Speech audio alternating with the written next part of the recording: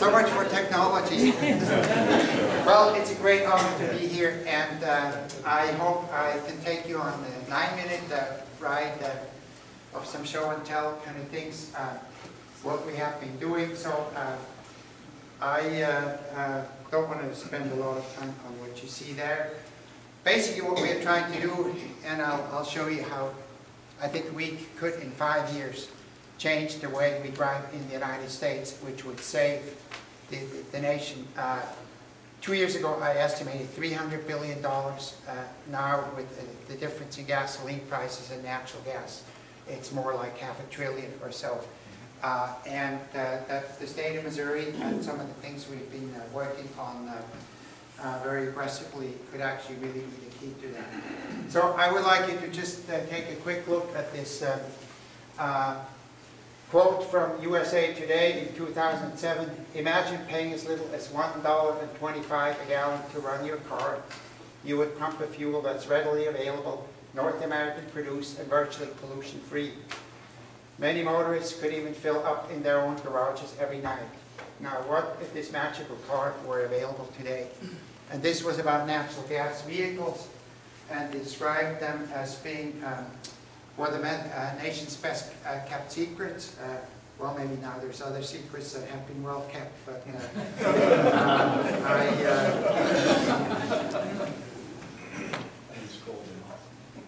wait a second. Down in the corner. In the corner. Yes? We're having a little trouble hearing it. Maybe mine. Yes, I did. Somehow it doesn't respond. I'm so glad it doesn't do it any better on here. Maybe I should just use my hands and, well, maybe there is. Try the arrows on the side. Just click once on the arrow down there. There you go. Click down there once. Right. Why don't you just keep talking? Yes, okay. So, oh, there. Thank you. Yeah, if you can do that. So, basically what sets the stage, perhaps, is that in a little bit more than a year ago, the Chancellor of the University of Missouri and the Mayor of Kansas City and the President of the Midwest Research Institute in Kansas City sponsored a press conference in which our technology, which is sort of summarized, and you'll see a bigger picture of that in a poster that the National Science Foundation did for us. Basically what we did was from ground corn cob, which is a waste product, developed a very special so-called nanoporous carbon. Just think of these pores as being so small that they hold a few molecules of methane or hydrogen, and that this created a storage technology for natural gas, which I think really will change the way we drive. And we were proud to have been highlighted even in Business Week in March 2007. And so this, what our alliance's objectives are, is develop low-pressure, high-capacity storage technologies for natural gas and also hydrogen for next-generation clean vehicles, hydrogen fuel cell vehicles, based on new adsorbent materials that we have developed at MU, and to demonstrate these things, and for next-generation green vehicles, but also for collecting biomethane from landfills and anaerobic digesters and whatnot. We've been very fortunate to, based on a grant from the NSF in 2004, that this generated the initial effort, and ever since we've been very fortunate to get considerable funding from the Department of Energy, also the Department of Defense, and probably by in January the California Energy Commission, which is very interested in making this a technology in the state of California. So here is a brief overview of the partners. MU is the lead institution. I would like to really highlight the role that the Midwest Research Institute in Kansas City played. They've been the engineering place or company that put all this on a truck that I'll show you in more detail. They have with other important partners. The Kansas City Office of Environmental Quality, they sponsored the truck that we didn't have funds to buy for, the test vehicle. And so I think this is a good cross-section. Next one, please. I think we'll skip this. It all went back to a paper that we published in 2002, which got us a lot of good press coverage. So here you can maybe see Peter Pfeiffer picked a piece, of course, carbon, but all sorts of other things. And in those days, you know, we really had so little of a material which was made from Spanish olive pits.